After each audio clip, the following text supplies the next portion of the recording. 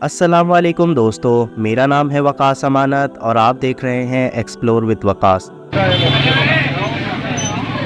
आयत लिखी और खड़ी हो जाओ। दोस्तों, कुछ दिनों पहले लाहौर के इलाके इशरा के अंदर एक अफसोसनाक वाक़या पेश आया। दरअसल हुआ कुछ यूं कि एक मियाँ बीवी शॉपिंग के बाद एक बर्गर की शॉप पर मौजूद थे और औरत ने एक अरबिक कैलीग्राफिक्स का ड्रेस पहना हुआ था। इस पर अरबिक में लिखा हुआ था हलवा, और अरबिक के अंदर हलवा का मतलब होता है स्वीट, खूबसूरत या ज़बरदस्त। अब होता कुछ यूं है कि शॉप के बाहर कुछ मौलवी हजरात इकट्ठे हो जाते हैं और इस औरत पर चीखना चिल्लाना शुरू कर देते हैं और इस पर ये इल्ज़ाम लगाते हैं कि इस औरत ने कुरानी आयत वाला ड्रेस पहना हुआ है। और मौलवी हजरात का मज़ीद कहना होता है कि मैं इस औरत को कत्ल कर दूंगा, इसने गुस्ताखी की है, कुरान पाक की तौहीन की है। यूँ देखते ही देखते हुजूम जमा होने लगता है और लोग इस तरह से टुल गए कि उसे कत्ल करने की बात तक आ गए। इसके बाद करीबी इशरा थाने में एक अननोन नंबर से कॉल जाती है और एएसपी शहर बानो नकवी को बताया जाता है कि ये वाकया पेश आ गया है जो उस औरत को मारना चाहता है। इस कॉल के फौरन बाद एएसपी साहिबा वहां पर पहुंचती हैं और बड़े अच्छे तरीके से हुजूम को टैकल करती हैं और कहती हैं, आप तसल्ली से बैठकर हमसे बात करें, जो भी कन्फ्यूजन है हम आमने सामने बैठकर सुलझाते हैं। लेकिन वो लोग कहते हैं, नहीं, हम इस औरत का ड्रेस उतरवाना चाहते हैं और इसे अबाया पहनाना चाहते हैं। अब आप अंदाज़ा करें इन लोगों की जहनियत का। देखिए, कॉमन सेंस भी ये कहती है कि अगर इस तरह का कोई वाकया पेश आ जाता है तो सबसे पहले आपको ये जानना चाहिए कि ये वाकया जो हुआ है उसकी वजह क्या है। अगर आप किसी को सपोर्ट कर रहे हैं या किसी की फेवर में खड़े हैं तो कम से कम ये तो जान लें कि इस वाकये का पस मंज़र क्या है। इस वाकये के दौरान लोगों ने बर्गर की शॉप का भी काफ़ी ज़्यादा नुकसान किया, काफ़ी तोड़ फोड़ भी की। देखिए, मेरा बात करने का मकसद ये है कि मैं आपको ये समझाना चाह रहा हूँ कि कन्फ्यूजन की बुनियाद पर जब आप किसी बेगुनाह की जान ले लेते हैं, खुसूसन किसी मुसलमान की, तो सोचे आपने नेकी कमाई है या अपने लिए जहन्नम की आग इकट्ठी की है।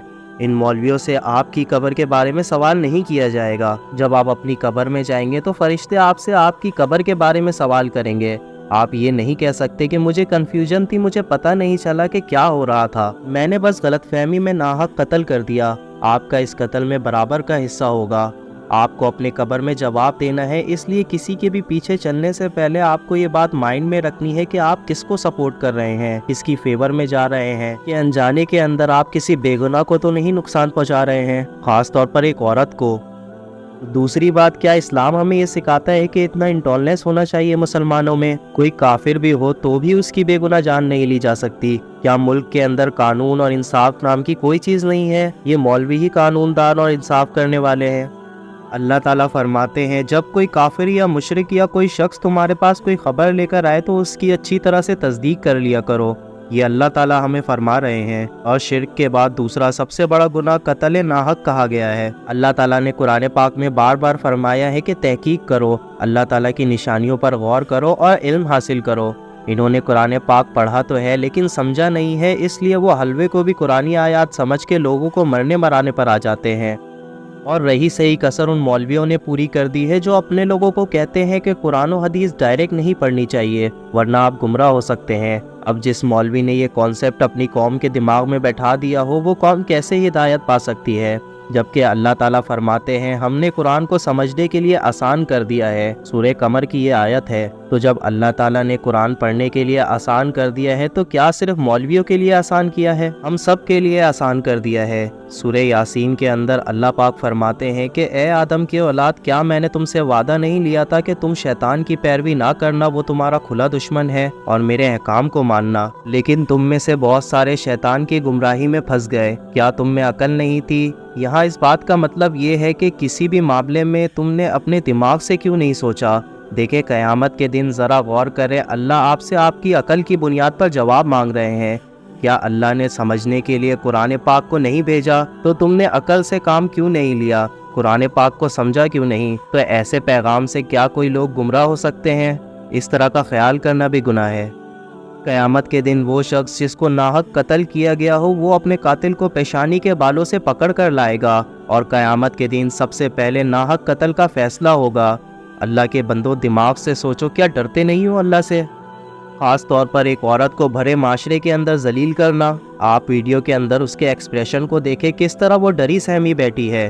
پوری دنیا کے اندر کیا پیغام گیا ہوگا؟ کیا اللہ تعالیٰ کی یہ تعلیمات ہے؟ کیا اللہ کے رسول صلی اللہ علیہ وسلم کی یہ تعلیمات ہے؟ یہ تو وہ لوگ ہیں جو گٹر کے ڈھکن کے اندر بھی اگر عربک کے اندر کچھ لکھا ہو تو وہ اسے بھی چومنا شروع کر دیں، یہ اس کی بھی توہین سمجھیں گے۔ ارے جاہلو، عربک ایک زبان ہے اور عرب کے اندر تو یہ عام اس طرح سے لکھی جاتی ہے، تو اس کا کیا مطلب ہے کہ عربی کا کوئی بھی ورڈ کہیں پر بھی لکھا ہو وہ قرآن پاک کی توہین ہو جائے گی؟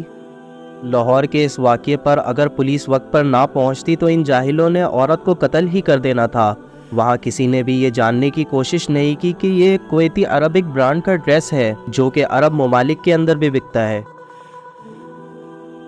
خیر، اب صورتحال یہ ہے کہ اس عورت نے معافی مانگ لی ہے اور معاملے کو رفع دفع کر دیا گیا ہے، لیکن اس طرح سے بات ختم نہیں ہوگی۔ یہ صرف واقعہ ختم ہوا ہے، یہ ذہنیت ختم نہیں ہوئی۔ تو میرے دوستو، اس لیے قرآن پاک کو پڑھو، سمجھو اور خود سے دین کی تعلیم کو حاصل کرنے کی کوشش کرو، کیونکہ اللہ تعالیٰ خود فرماتے ہیں میں نے اس قرآن کو پڑھنے کے لیے آسان بنا دیا ہے۔ قرآن کو ترجمے سے پڑھو، اس کو سمجھو، تب ہی اس جہالت سے نکل سکتے ہو۔